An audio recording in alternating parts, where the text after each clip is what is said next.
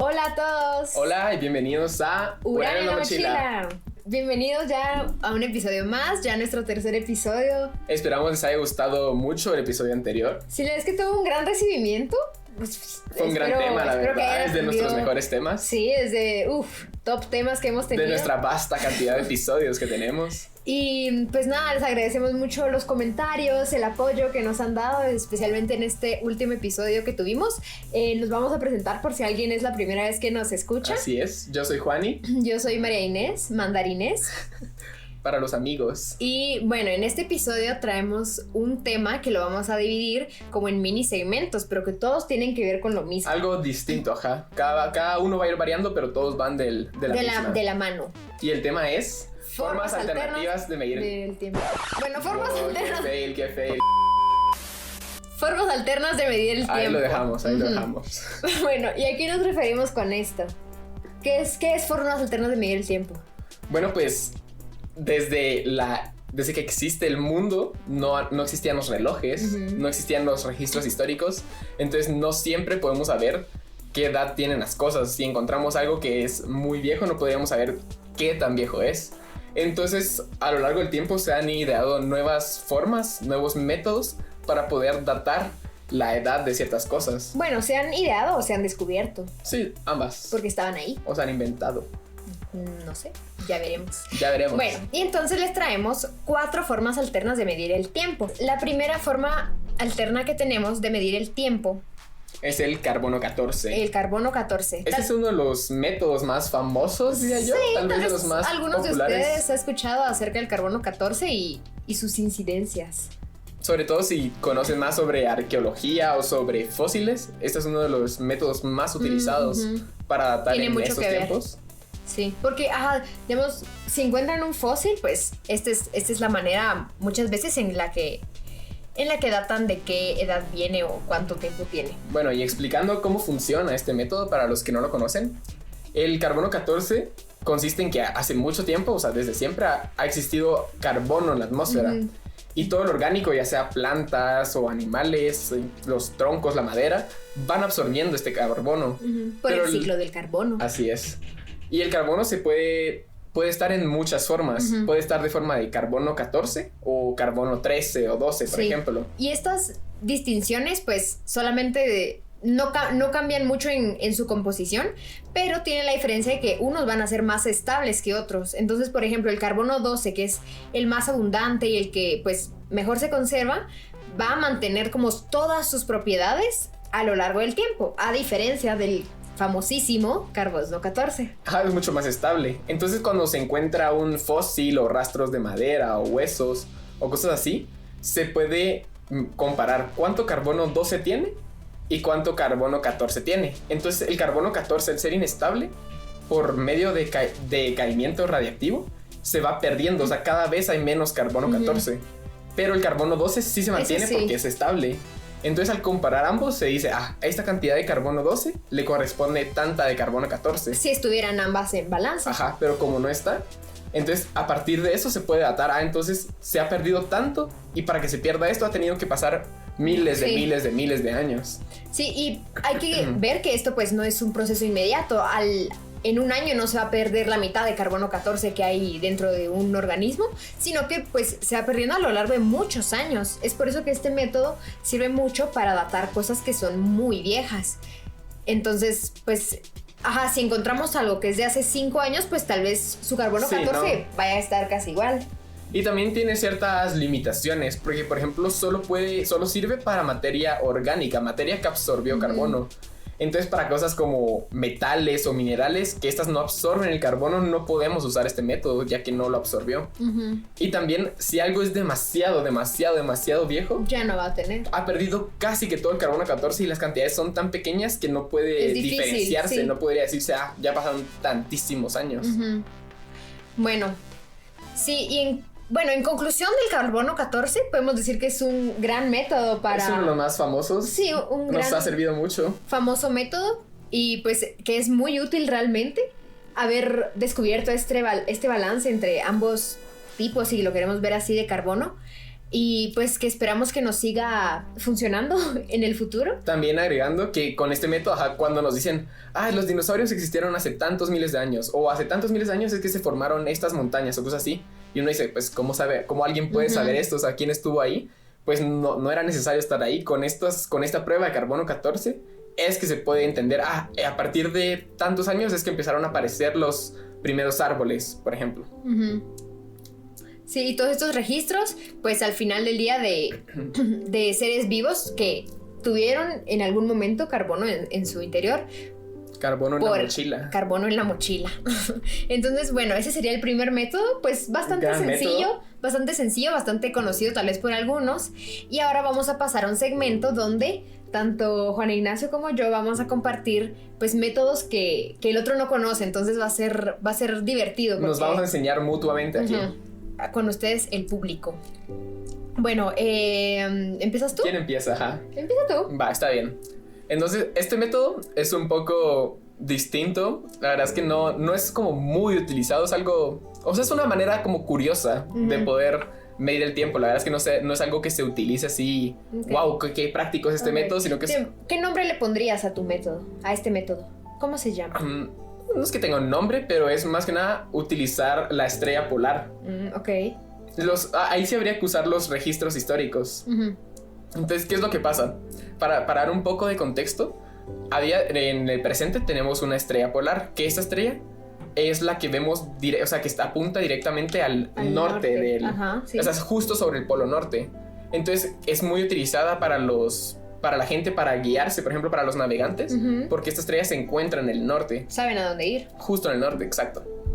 Entonces, pero esta estrella no siempre es la misma, porque muchas veces en el colegio aprendemos sobre el movimiento de rotación, traslación, pero lo que no aprendemos es que la Tierra también tiene otros movimientos que se dan, pero tardan mucho más.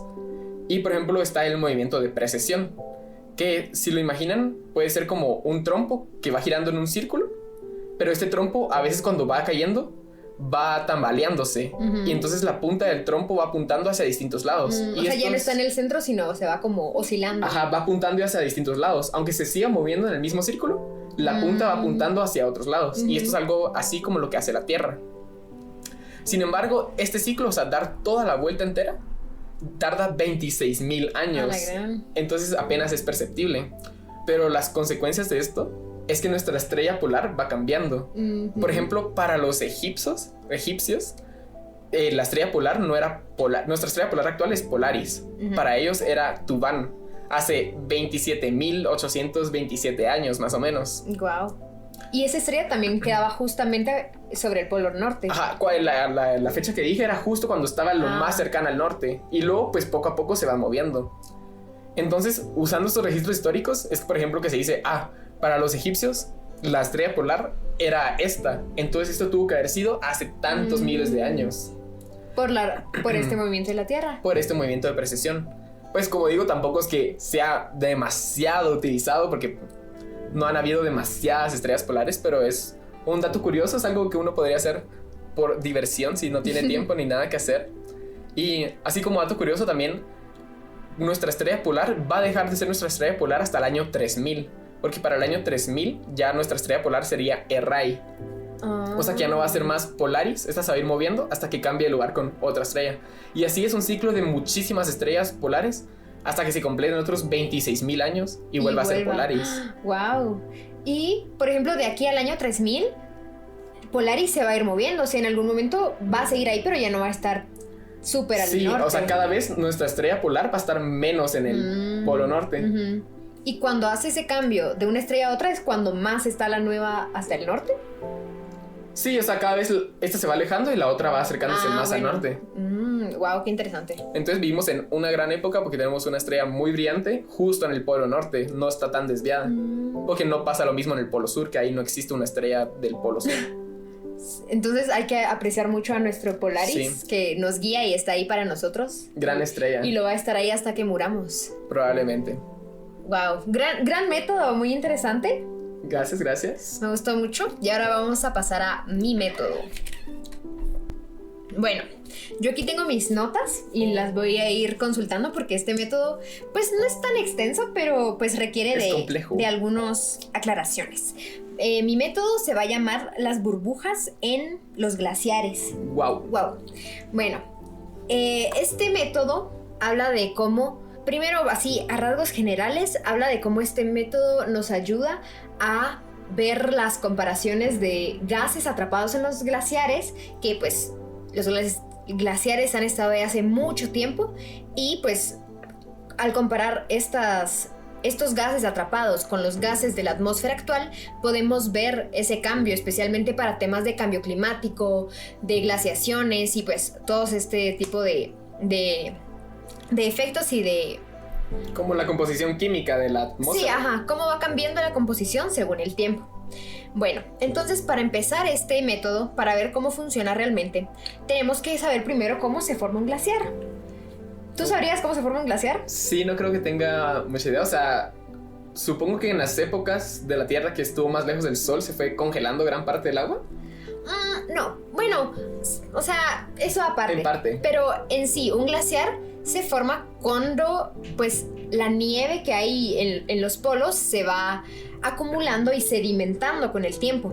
Entonces, así como los procesos de las piedras que por la presión se van haciendo más duras y con diferentes propiedades, igual pasa con el hielo. En este caso, la nieve que está tan compacta y ya tan sólida, se va compactando por el peso de la nieve que tiene arriba. Entonces, pues leí que aproximadamente entre 60 y 70 metros debajo es que se empieza a hacer ya el hielo de esta compactación que ocurre. Y es un hielo distinto, no es así como que agua congelada. Sí, es como nieve congelada, nieve compactada y cristalizada, por así decirlo. Sí, ¿verdad? Uno pensaría, o sea, uno lo piensa con los minerales de las montañas, pero no pensaría que pasa lo mismo en las montañas de nieve. Sí, bueno, entonces, en rasgos generales, esto es la forma en la que se crea un glaciar. Nieve se compacta, imagínense que agarran una bolita así de nieve, de escarcha y la apachan muchísimo hasta que les queda un cubito de hielo. Eso pasa pero en grandes cantidades. Y pues hay que notar que la nieve, pues al ser una sustancia como tan suelta una entre otra, los copos, lleva mucho aire en medio, ¿verdad? Entonces, al compactarse, al hacerse estos hielos y estos grandes masas de iceberg, el aire queda atrapado. Así igualmente cuando uno pone unos hielos para una bebida que quiere enfriar en su casa, pues queda aire atrapado. Siempre quedan burbujas. Siempre va a quedar burbujas. Y estas pues tienen la característica que van a ser claramente igual. El aire que quedó atrapado va a ser igual al aire que está afuera, porque es el mismo aire. Bueno, entonces ya tenemos esta noción de cómo se crean los los glaciares y pues cómo es que queda el aire atrapado. Entonces, ¿qué pasa con este método? Lo que pasa es que esto logra ser como un termómetro natural, porque lo que pasa es que en varios estudios que leí, toman un pedazo de, por ejemplo, de iceberg, no de glaciar, de iceberg. Ya solo un pedacito de glaciar. Ya solo un pedacito de glaciar que estuviera muy profundo, a cierta profundidad, lo toman y pues igual en grande escala analizan los gases que estaban ahí atrapados y los comparan con los de hoy en día. Los de hoy en día, Bueno, hay que resaltar que el hielo más antiguo de la Antártida tiene 800,000 años. O sea, con este tipo de registros podríamos ver la composición de hasta hace 800,000 años. Y pues no hay más viejos porque como la Tierra cambia, hay momentos de glaciación, momentos de más calor y todo, pues por Todavía eso... no habían glaciares. Por eso no existe hielo más antiguo. No se puede datar antes de los 800,000 entonces. Sí. Y pues obviamente este hielo tan viejo va a estar súper profundo y también va a ser muy difícil de alcanzar. Entonces pues tampoco es que lo vamos a poder medir tan fácilmente, sino que se necesita mucho equipo, mucha preparación, etc. Sí, sobre todo que en la Antártida están complicadas las operaciones ahí. Claro, bueno. Yo que estuve ahí, yo que ya le sé. ¿Tú confirmas? Yo que conozco. Bueno, y ahora vamos a ver cómo es el proceso de sacar los gases, ¿verdad? Porque no es como que se le hace un hoyo al hielo y salen los gases ni nada. Y también hay que procurar que se mantengan intactos, que no se mezclen con el aire que hay ahorita. Bueno, en un estudio que leí que hacían este proceso, pero en Groenlandia, lo que hacían era recolectar un pedazo de este gran hielo que había caído, lo tomaban. Bueno, primero que nada, la diferencia entre glaciar y iceberg, que eso lo acabamos de buscar porque no teníamos hace poco. La idea. El glaciar es la gran masa de hielo y nieve compacta que les acabo de decir.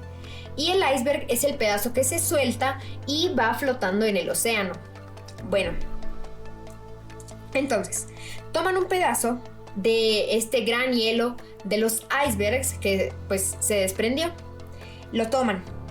El segundo paso sería medir realmente la concentración de dióxido de carbono, oxígeno y nitrógeno. Y pues luego ya se guarda el resto que queda para futuras exploraciones u otras dataciones que quieran hacer. Y para sacar los gases, lo que encontré que hacían en este estudio era poner el hielo, que era aproximadamente de 2 o 3 kilogramos, lo metían en una máquina. Es poco. Sí, es poco. Y retiraban todo el aire, era como una cámara al vacío porque le quitaban todo el aire. Para que nada interviniera. Ajá, para que no se contaminaran.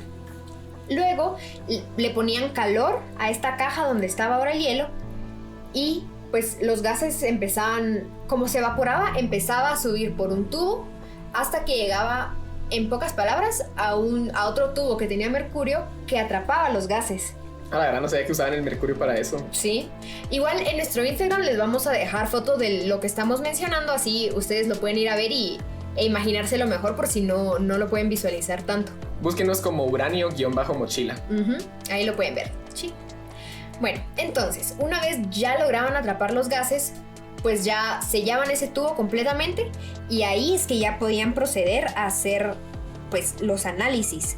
Entonces, en resumen era quitar aire, calentar y recolectar. De eso se trataba. Y pues con eso ya podían hacer el análisis. Otro estudio que encontré era que en 1980 hicieron este tipo de datación con un glaciar de hace 20.000 años. O sea, si el más viejo era de hace 800.000 y este apenas de 20.000, es una gran diferencia. Es lo bueno, que como hay glaciares de todas las épocas, sí, se puede ir viendo la composición de muchas épocas, no solo de las más viejas. Sí, exacto, se pueden hacer pues de distintas e ir haciendo comparaciones. Esto es lo interesante.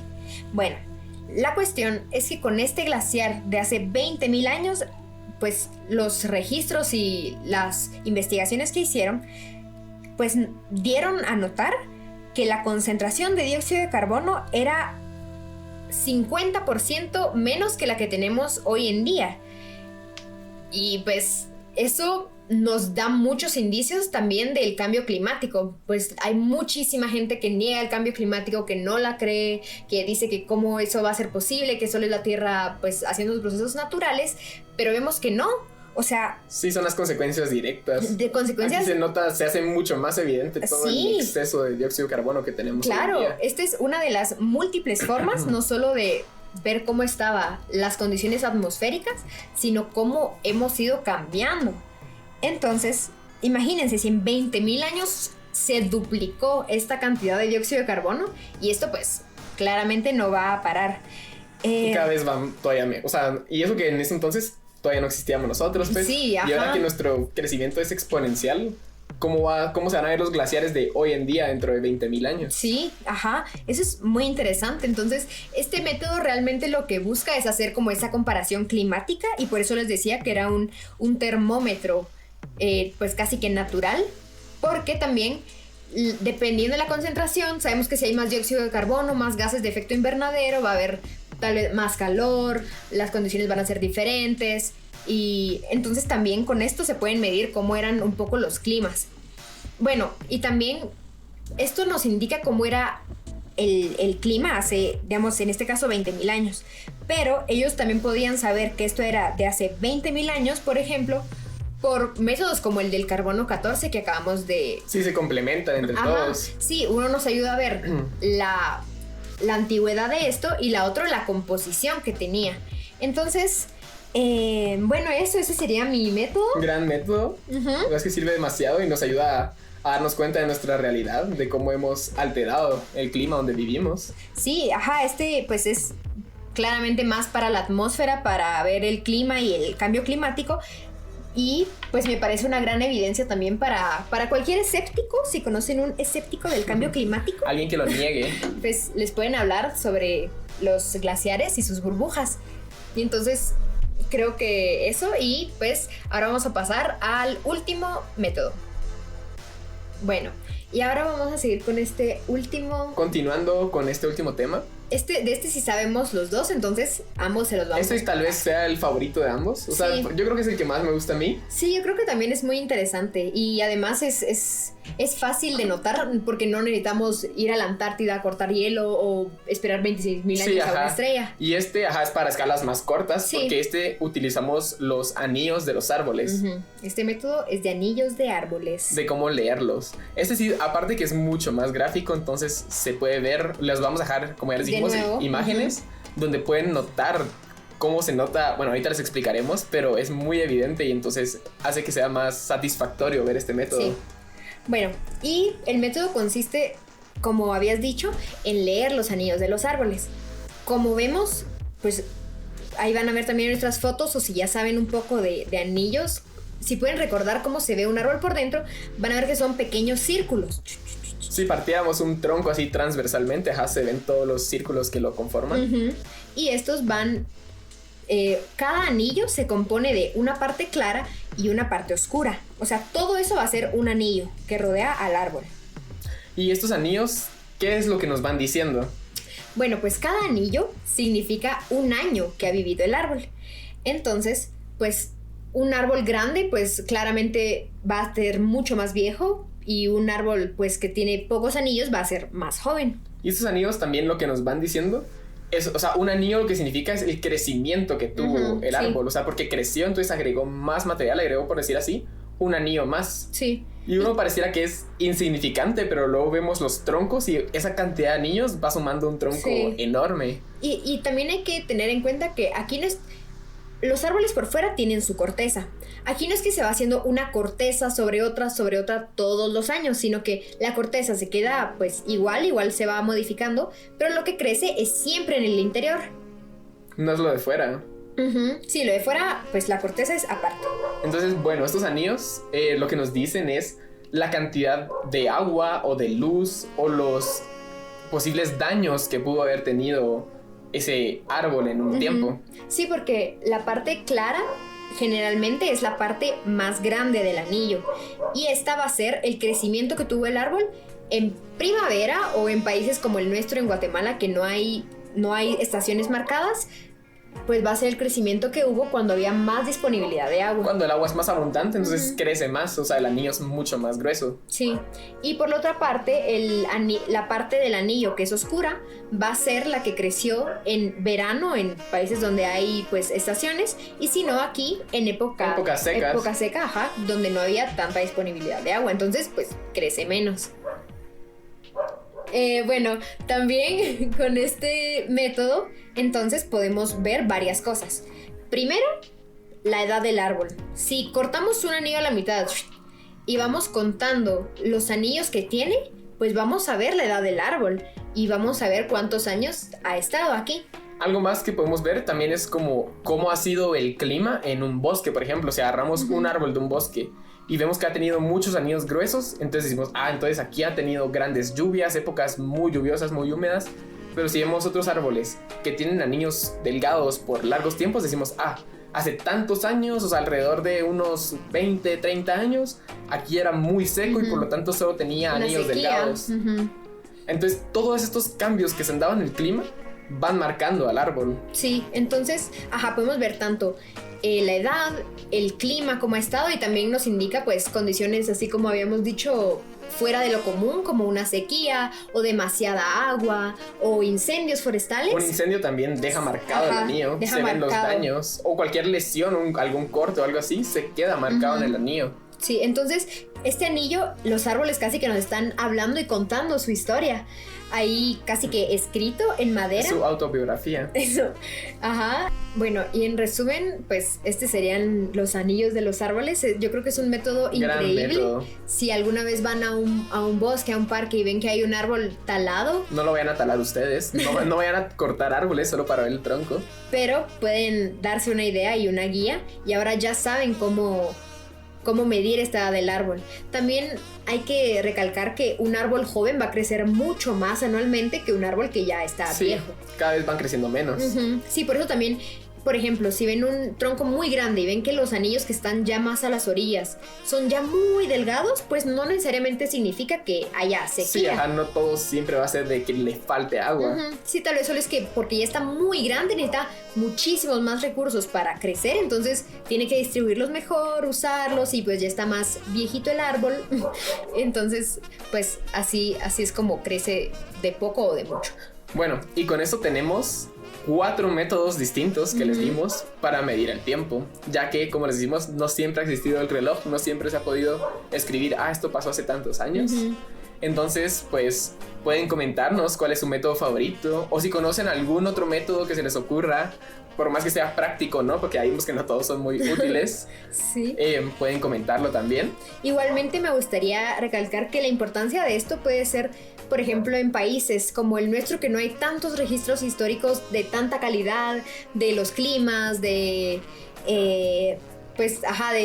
las cosechas. Datos así de satélites, por ejemplo.